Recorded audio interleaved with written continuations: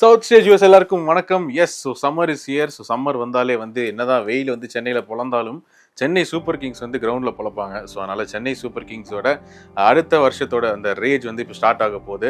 அதன் முதல் படியாக பார்த்தீங்கன்னா சிஎஸ்கே பிளேயர்ஸ்லாம் வந்து இப்போ லேண்ட் ஆக ஆரம்பிச்சிட்டாங்க. ஸோ ருத்ராஜ் கேப்டன் அவர் வந்துட்டாரு. அதுக்கப்புறமா ரொம்ப ஆவலாக எதிர்பார்த்துட்டு இருந்தது பார்த்தீங்கன்னா தலை தோனி எப்போ வர போறாரு அப்படின்னு தான். ஏன்னா எப்போவுமே வந்து தலை தோனி வந்து ரொம்ப நாள் அட்வான்ஸாக வந்துட்டு ப்ராக்டிஸ் ஆரம்பிச்சிருவாரு. பட் இந்த வாட்டி பார்த்தீங்கன்னா டீம் எப்போ வருதோ அதே மாதிரி தான் அவரும் வந்தார்.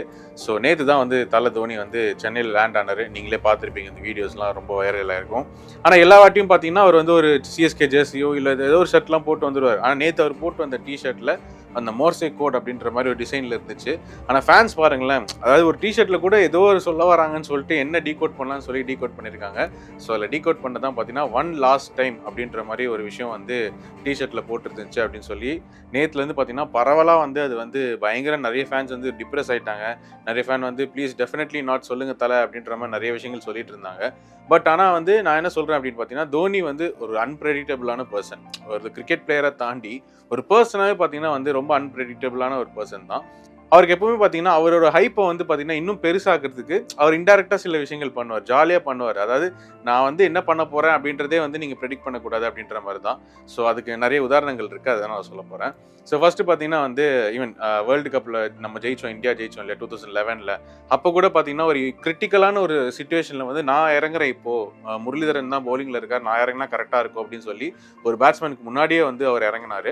கோச்சும் பார்த்தீங்கன்னா அந்த டைமில் வந்து வேணாம் அப்படின்னு தான் சொல்லியிருந்தார். பட் ஆனால் தோனி வந்து இல்லை நான் நம்புங்க, நான் இறங்குறேன்னு சொல்லி ஒரு ஸ்ட்ராங்கான ஒரு டிசிஷன் எடுத்தார்.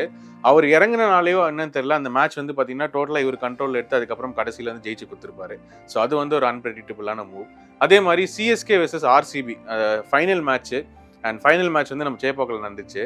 ஸோ ஃபஸ்ட்டே பார்த்தீங்கன்னா வந்து எப்போவுமே வந்து எல்லாருமே வந்து ஓப்பனிங் பவர் பிளேயில் பார்த்தீங்கன்னா பேஸ் பவுலர்ஸ் வச்சு தான் யூஸ் பண்ணுவாங்க. ஆனால் தோனி வந்து இது வரைக்கும் டெக்ஸ்ட் புக்லேயே இல்லாத மாதிரி பார்த்தீங்கன்னா அவுட் ஆஃப் சிலபஸ்ன்ற மாதிரி ரவிச்சந்திரன் அஸ்வின் கிட்ட பார்த்தீங்கன்னா ஃபர்ஸ்ட் ஓவர் கொடுத்துருப்பாரு. ஸோ ரவிச்சந்திரன் அஸ்வின் ஒரு இன்டர்வியூல சொல்லியிருக்காரு, எனக்கு சத்தியமாக வந்து நான் கிரவுண்டுக்கு போய் திடீர்னு ஒரு பால் இப்படி தூக்கி போடும் போது தான் தெரியுது நான் தான் ஃபர்ஸ்ட் ஓவர் போட போறேன் அப்படின்னு சொல்லிட்டு. ஸோ அதுவே வந்து ரொம்ப அன்பிரெடிக்டபிளாக இருந்துச்சு அப்படின்னு சொல்லியிருந்தாரு. அண்ட் அவர் சீரியஸாக கேட்டார், நான் தான் போடணுமா அப்படின்றப்போ ஸோ நீங்கள் தான் போடுறீங்க அப்படின்னு சொல்லி தோனி போயிட்டாரு. பட் அதுக்கப்புறம் இவங்க என்ன பண்ண போறாங்க அப்படின்றது. ஸோ அதுக்கு எதுக்காக பண்ணாரு அப்படின்னா, கிறிஸ் கெயில் வந்து பார்த்தீங்கன்னா பேஸ் பவுலர்ஸ் வந்து பயங்கரமாக அட்டாக் பண்ணுவார். ஆனால் ஸ்பின் கிட்ட கொஞ்சம் ஒரு வீக்னஸ் இருக்குது அப்படின்ற ஒரு பாயிண்ட்டை வந்து தோனி அனலைஸ் பண்ணதுக்கு அப்புறமா ஃபர்ஸ்ட் ஓவர்லேயே வந்து அவர் சைக்காலஜிக்கலாக கொஞ்சம் மூவ் பண்ணலாம் அப்படின்னு சொல்லிட்டு பார்த்தீங்கன்னா ஃபர்ஸ்ட் பால்லேயே பார்த்தீங்கன்னா அது பின்னாடி கேட்ச் போய் தோனி பிடிச்சிருப்பாரு. ஸோ அது வந்து பார்த்தீங்கன்னா பயங்கர ஒரு சைக்காலஜிக்கல் மூவ். ஏன் அப்படின்னா ஒரு பிளேயர் வந்து ஒரு ஸ்ட்ராங் ஜோனில் இருக்கும் போது அவருக்கு என்ன வராதோ அதே நம்ம வந்து ஃபர்ஸ்ட் கொடுக்கும்போது பார்த்தீங்கன்னா அந்த பிளேயர் வந்து கொஞ்சம் ப்ரெஷர் ஆவாங்க. ஸோ இது ஒரு சிச்சுவேஷன். இதே மாதிரி பார்த்தீங்கன்னா லாஸ்ட் இயர் ஐபிஎல்ல என்ன பண்ணியிருந்தாங்க அப்படின்னா சென்னை சூப்பர் கிங்ஸும் மும்பை இந்தியன்ஸும் ஒரு மேட்ச் விளையாடும் போது பார்த்தீங்கன்னா ஜடேஜா எப்பவுமே நிற்கிற பொசிஷன்லேருந்து பார்த்தீங்கன்னா பின்னாடி நிற்க வச்சிருப்பாரு. அதே மாதிரி தோனி வந்து பார்த்தீங்கன்னா பேஸ் பவுலர்ஸ் போல் பண்ணும் போது கொஞ்சம் பின்னாடி தான் நிற்பாங்க அந்த இது. ஆனால் தோனி வந்து என்ன பண்ணியிருப்பாருன்னா முன்னாடி வந்து ஸ்டம்புக்கு பின்னாடி நின்றுருப்பார் ஹெல்மெட்லாம் போட்டு. அது வந்து பார்த்தீங்கன்னா ஆன் கிரவுண்ட் கன்ஃபியூஷனில் ரோஹித் சர்மாக்கே கன்ஃபியூஸ் ஆயிடுச்சு, இது என்ன இது, ஏன்னா பேஸ் பவுலர்ஸ் யூஸ்வலாக போடும் போது பின்னாடி தான் நிற்பாங்க, ஆனால் இவர் ஏன் முன்னாடி நிற்கிறாரு அப்படின்னு சொல்லிட்டு ஒரு வேளை நான் வேறு ஏதாவது பிளான் பண்ணுறாங்களா அப்படின்னு சொல்லிட்டு. பட் அதே மாதிரி பார்த்தீங்கன்னா அந்த பால் வந்து கொஞ்சம் ஸ்லோ பாலாக இருந்திருக்கும். அதே மாதிரி ரோஹித் சர்மா ஃப்ளிப் பண்ணோடனே பேக்கில் வந்து அந்த ஃபீல்டர் பிடிச்சிருப்பாங்க. ஸோ இதுதான் வந்து ஒரு பெரிய ஸ்ட்ராட்டஜி. ஸோ இது மாதிரி நிறைய மைண்ட் கேம்ஸ் வந்து தோனி வந்து விளையாடிட்டே இருப்பார் அப்படின்ற மாதிரி நம்ம கிரவுண்ட்லேயே பார்த்துருக்கோம்.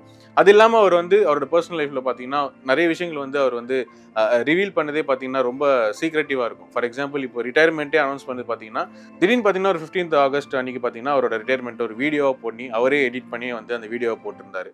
அது வந்து அன்றைக்கி வந்து பார்த்தீங்கன்னா மில்லியன்ஸ் ஆஃப் ஹார்ட்ஸை வந்து உடச்சிச்சு. பட் ஆனாலும் ஒரு பெரிய ஒரு கிராண்ட் ஃபேர்வெல்லாம் எனக்கு வேணும் அப்படின்லாம் கிடையாது, எனக்கு எப்போ தோணுதோ நான் அனௌன்ஸ் பண்ணுறேன் அப்படின்ற மாதிரி ஒரு விஷயம் சொல்லியிருப்பாரு. அதே மாதிரி சிஎஸ்கேக்காக பார்த்தீங்கன்னா அவர் வந்து அந்த 2 years அந்த ரைசிங் புனே சேஞ்ச் ஆடின டைமில் வந்து நான் நிறைய மிஸ் பண்ணியிருக்கேன் இந்த டீமை அப்படின்னு சொல்லி எமோஷனலாக வந்து இந்த கம்பேக்கு முன்னாடி அழுதுருப்பார்.